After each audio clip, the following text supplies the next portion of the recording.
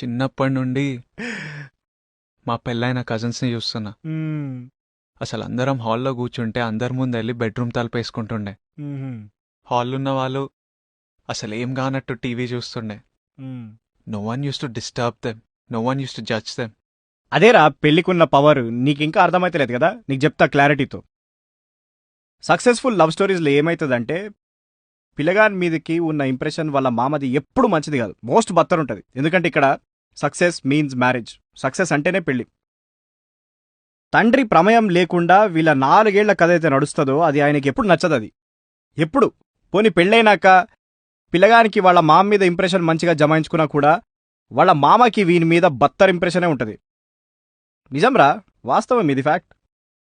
అరే నువ్వేదో ప్రీతి అంటే నీకు చందమామ చుక్కలంత లవ్ అనుకుంటున్నావు కదా, వాళ్ళ నాయనకి మిల్కీవే గ్యాలక్సీ కంటే తక్కువ లేదరానికి. వాడో దుర్మార్గుడు, వానికేం తెలుసు ప్రేమ గురించి. వాడు నిజంగా వాని కూతురుని అంతగానం ప్రేమిస్తే వాడు మాకెందుకు అడ్డం పడతాడు అనుకున్నావా? వాడిని ఈ స్టోరీలో అడ్డం పడ్డాడు కాబట్టే that is where he shows how much he loves his daughter. That is his expression. And ఈ మొత్తం సిరీస్ లా నీ కోపం ఒకటే నీకు శత్రువు అయిందిరా. బా ఏం కనిపిస్తున్నావురా కానీ ఇవాళ నాకు. ఎందుకు? ఎందుకంటే ఫస్ట్ టైం నా లైఫ్లో నేను చెప్పిన మాట నువ్వు మూసుకొని విన్నావు కాబట్టి. తాగరా. పోబే, నీతో తాగుడేంది?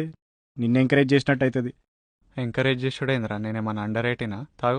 పోరా పో, నేను తాగపో. తాగుబే. ఏ. తాగురా, ఒకటి కలుపుకో, ఏం కాదు, తాగు.